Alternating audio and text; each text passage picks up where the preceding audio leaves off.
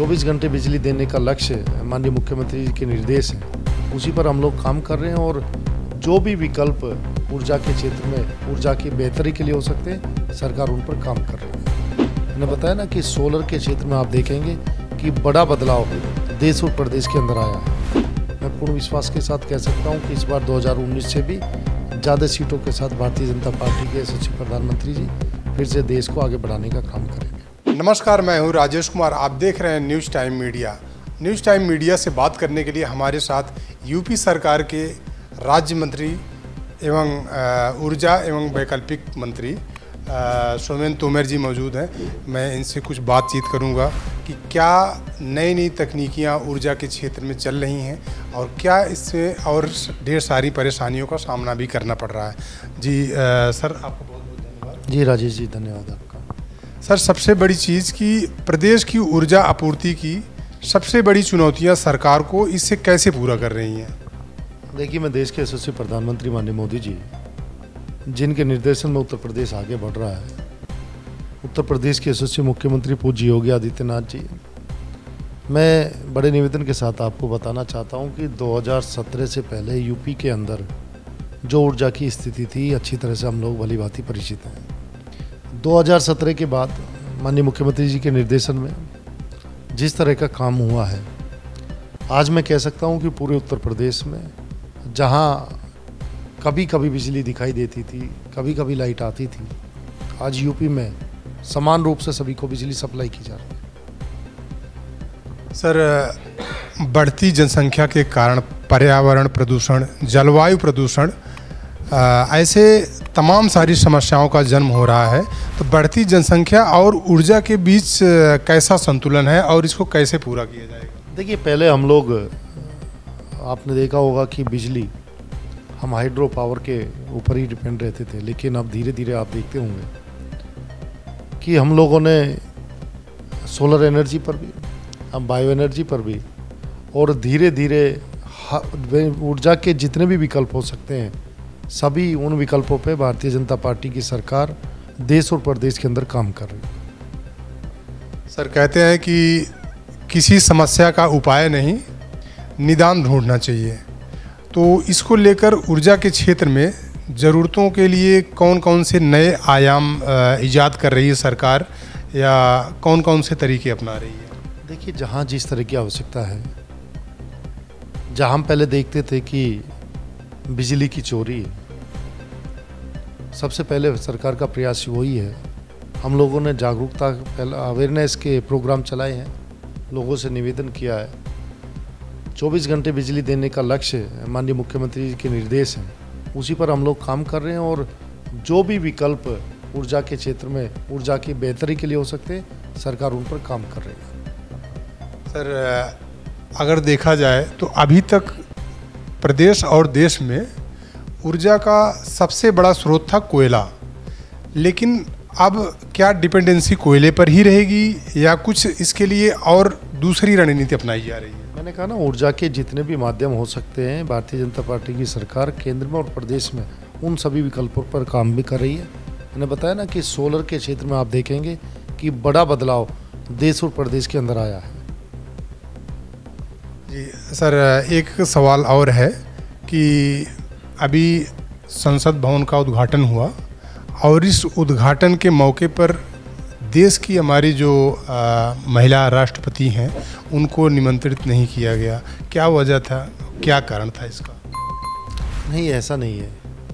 मैं ये कह सकता हूँ कि देखिए, ये सरकार देश के धर्म संस्कृति को आगे बढ़ाने के लिए काम कर रही है और देश की महामहिम राष्ट्रपति को देश के सभी लोग सम्मान करते हैं। और भारतीय जनता पार्टी पहले से ये प्रयास करती है कि हम लोग जो एक ऐसे वर्ग से जहां अभी तक छूटा हुआ था, देश के यशस्वी राष्ट्रपति के रूप में वो लोग काम कर रही हैं।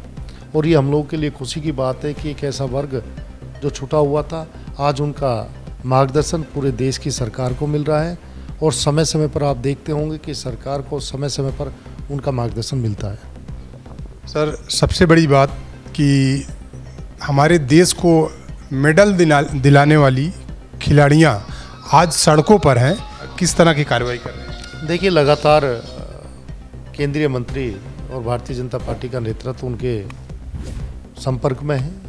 हम लोग प्रयास कर रहे हैं। देखिए, खिलाड़ियों का जो काम है, जिन्होंने देश का नाम रोशन किया है, वो किसी भी राजनीति से प्रेरित ना हो और वो देश के मान सम्मान को जिस तरह से बढ़ाते रहें, उसी सोच के साथ देश की सरकार उनके साथ है और सभी लोग जो भी हमारा नेतृत्व है उनके टच में ये प्रयास किया जा रहा है कि क्योंकि उसके लिए एक समिति भी बनाई गई थी। अभी इंतजार करना चाहिए था, समिति जो निर्णय दे उस पर हमें काम करना चाहिए। सर, अभी देखने में आया कि दिल्ली में एक नाबालिग बच्ची का सरेआम कत्ल हो जाता है और क्या इसी तरह की घटनाएं देश में और सारी कई हुई हैं, तो इस पे किस तरह से लगाम सरकार लगा रही है और इसका सर निराकरण क्या होगा?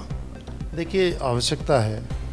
मैंने कहा ना, जिस तरह से पूर्ववर्ती सरकारों ने संस्कृति से अपने यूथ को अलग करने का काम किया, धीरे धीरे वो जागरूकता बढ़ रही है और लोगों ने लव जिहाद के माध्यम से, या मैं कह सकता हूँ कि लोग जिस तरह से दिखावा करके, जैसे अभी आपने इसमें भी देखा होगा कि हाथ में कलावा बंधा हुआ है, यानी वो किस तरह का षड्यंत्र जो देश के खिलाफ चल रहा है, इन चीज़ों को पर्दाफाश करने के लिए सरकार गंभीरता से इन विषयों को ले रही है और जहाँ भी इस तरह के विषय आते हैं कठोर से कठोर कार्रवाई की जा रही है। सर, आखिरी सवाल है, 2024 लोकसभा चुनाव सामने है, इसको लेकर बीजेपी की क्या रणनीतियाँ रहेंगी और किस तरह का उनको और पार्टियों से या आप कह लीजिए कांग्रेस से किस तरह का टक्कर मिलेगा या क्या उनका लक्ष्य रहेगा? देखिए, देश की देवतुल्य जनता ने 2014, 2019 और मैं पूर्ण विश्वास के साथ कह सकता हूं कि देश के यशस्वी प्रधानमंत्री, जो देश ही नहीं आज विश्व में जो मान सम्मान देश का बढ़ा है, देश की देवतुल्य जनता का आशीर्वाद भारतीय जनता पार्टी के साथ है, क्योंकि हम सबका साथ सबका विकास है और सबके विश्वास और इसी प्रयास के साथ भारतीय जनता पार्टी अपने अपने क्षेत्रों में अपने देवतुल्य नागरिकों के बीच में सेवा का काम कर रही है।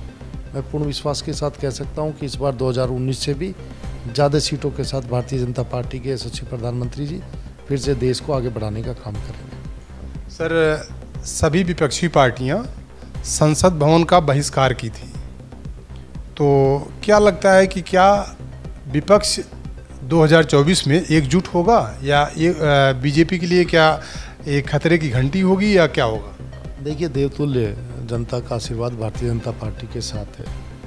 ये विपक्ष जो आप विपक्ष जिनका नाम ले रहे हैं, ये 2014 में भी 2019 में भी एक हुआ, लेकिन लोकतंत्र में सबसे बड़ी ताकत मतदाता है, मतदाताओं का आशीर्वाद है। और जिस तरह की बात आपने की कि विपक्षी लोगों ने जो बहिष्कार किया है, देखिए ये कहीं ना कहीं ठीक है, राजनीति के लिए करी जाए अच्छी बात है, लेकिन कुछ मुद्दों पर जहां देश के मान सम्मान की और संस्कृति की बात हो, वहां इस तरह का खिलवाड़ नहीं होना चाहिए। सर, बहुत बहुत धन्यवाद। ये थे हमारे साथ ऊर्जा राज्य मंत्री सोमेंद्र तोमर जी, जिन्होंने ऊर्जा को लेकर खुलकर बात की और आने वाले लोकसभा चुनाव को लेकर बहुत बड़ी बात की कि 2024 में सरकार फिर से बीजेपी की ही बनेगी। कैमरामैन रमन के साथ Rajesh Kumar, news time media, Lucknow.